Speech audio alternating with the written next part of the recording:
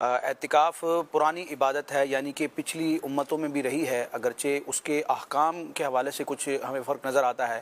لیکن بہر صورت اعتکاف بطور عبادت یہ پچھلی امتوں کے لیے بھی حکم تھا، اس امت کے لیے بھی ہے اور سعادت مندوں کا حصہ ہے۔ اللہ تبارک و تعالیٰ نصیب فرمائے۔ اللہ تبارک و تعالیٰ نے اپنے جلیل القدر انبیاء کو جب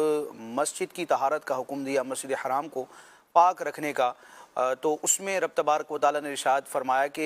وہ پوری آیت مبارکہ کا خلاصہ ہے کہ رکوع سجدے کرنے والے اور بالخصوص جو اعتکاف کرنے والے ہیں ان کے لیے مسجد کو صاف ستھرا کیا جائے۔ تو اس سے اس کی اہمیت کا اندازہ ہوتا ہے کہ معتکف گویا کہ رب تبارک و تعالیٰ کا مہمان ہے کہ اس کے لیے مسجد کو آراستہ کرنے کا شریعت میں حکم دیا جا رہا ہے۔ اعتکاف کی تعریف پر اگر ہم نظر ڈالیں تو لفظی معنی اس کا یہ ہے اردو میں کہ دھرنا دینا، کسی جگہ ٹک کر بیٹھ جانا،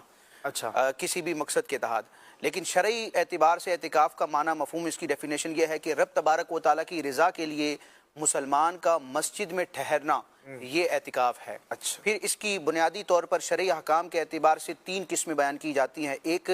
واجب اعتکاف ہوتا ہے، یعنی کہ کسی شخص نے اگر منت مانی ہے کسی بھی کام ہونے پر یا کسی بھی صورت میں، اگر وہ اپنے اوپر لازم کرتا ہے کہ اللہ تبارک و تعالیٰ کی رضا کے لیے مجھ پر اتنے دن کا اعتکاف ہے، یعنی یہ میرا کام ہو گیا تو میں کروں گا، تو اب وہ کام ہونے کی صورت میں اس کو اعتکاف کرنا ہے، یا ویسے ہی وہ کہتا ہے کہ میں اپنے اوپر رب تبارک و تعالیٰ کی رضا کے لیے اتنے دن کا اعتکاف لازم کرتا ہوں، تو یہ واجب اعتکاف کہلاتا ہے۔ اور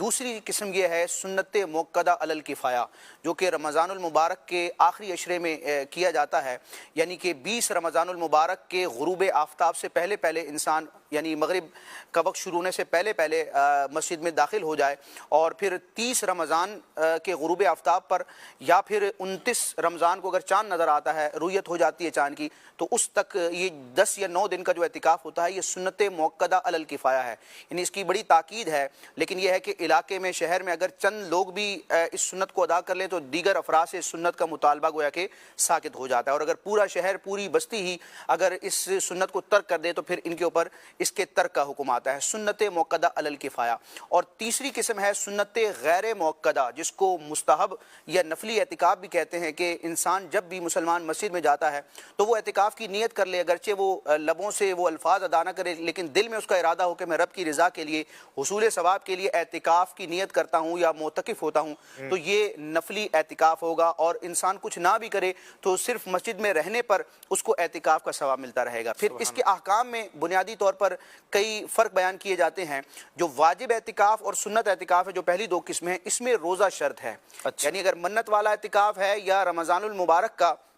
سنت موقدہ علی الکفایہ والا اعتکاف ہے تو اس میں روزہ شرط ہے۔ اگر ایک دن بھی روزہ چھوڑ دیا یا روزہ ٹوٹ گیا تو اس صورت میں اعتکاف بھی ختم ہو جائے گا، پھر اس کی قضا کا سلسلہ ہوتا ہے۔ لیکن جو تیسری صورت ہے سنت غیر موقدہ یا نفلی اعتکاف، اس میں روزہ شرط نہیں ہے، نہ اس کے لیے کسی وقت کی اور ٹائم کی کوئی شرط ہے، بلکہ انسان اگر 2 منٹ کے لیے بھی، 1 منٹ کے لیے بھی مسجد میں داخل ہوتا ہے اور اعتکاف کی نیت کرے گا تو وہ اس کا سنت غیر موقدہ نفلی اعتکاف ہو جائے گا۔ اور علماء کرام ترغیب بھی دلاتے ہیں، بلکہ علماء تو یہ بھی ذکر کرتے ہیں کہ مساجد میں جہاں سے داخل ہونے کا رستہ ہوتا ہے، دروازہ وغیرہ، وہاں بھی اس طرح کی عبارات لکھی ہونی چاہیے، عربی میں بھی اردو میں بھی، کہ اعتکاف کی نیت کر لیجئے، تاکہ جس کی توجہ نہیں ہے وہ اس کو پڑھے گا تو وہ انشاءاللہ نیت کر لے گا اور مفت میں یہ ثواب حاصل کرے گا۔ یہ جو مساجد میں لکھا ہوتا ہے، جو ہم نارملی دیکھتے ہیں اعتکاف کی نیت کر لیجئے کے لیے، یا عربی میں جو ہوتا ہے، تو پھر اس کو کیسے کرے، نیت کیسے کرے؟